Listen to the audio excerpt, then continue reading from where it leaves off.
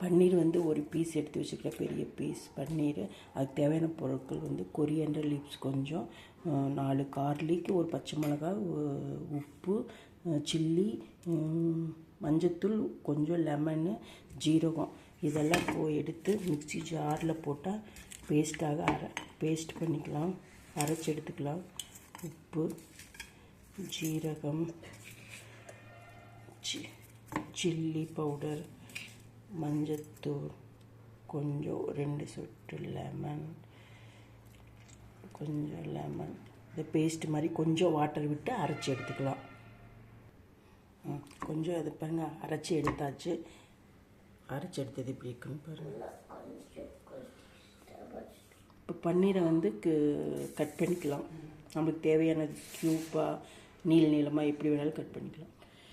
Paste அரைச்சதை தட்டில் போட்டாச்சு. இப்போ பாருங்கள், இதனால் அப்படி கட் பண்ணி வச்சு பன்னீரை நல்லா பரட்டி ஒரு 10 நிமிஷம் ரெஸ்ட்டில் விட்டு தோசைக்கல்லில் போட்டு எடுத்தால் சூப்பராக இருக்கும் இந்த பீஸ் பன்னீர்.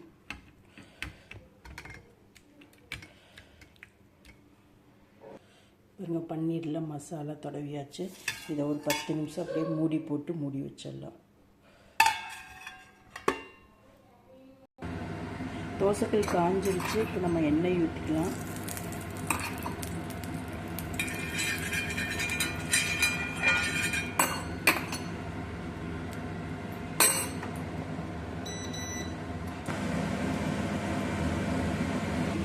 பத்து நிமிஷம் ஊறியாச்சு.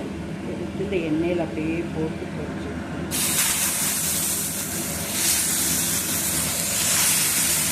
நல்லா அப்படியே போட்டோன்னு வரணும். கார்லிக் மாதிரி அப்படியே வருவார். பூண்டோட வாசனை அப்படியே.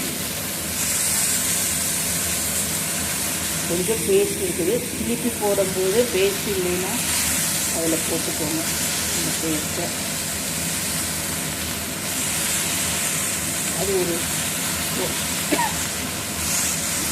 சிம்மில் வச்சு ஒரு 1 மினிட் குக் பண்ணால் போதும். 1 நிமிஷம் குக் பண்ணால் போதும்.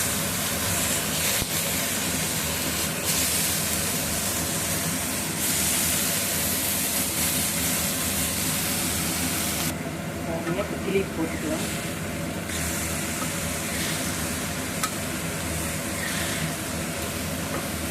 க்ளீன் பண்ணி உனக்கு தான்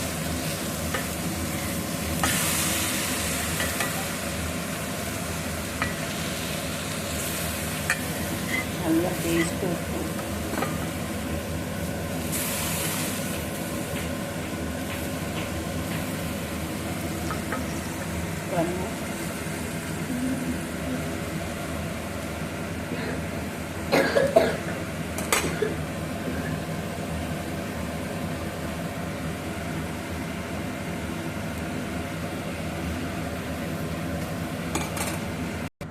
பன்னீர் பாருங்கள், ரோஸ்ட் ஆகிடுச்சு. எடுத்துக்கலாம்.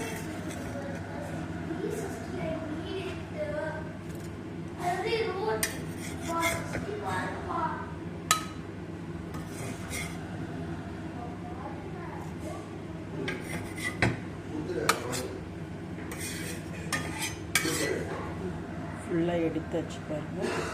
சூப்பராக ரெடி ஆயிடுச்சு.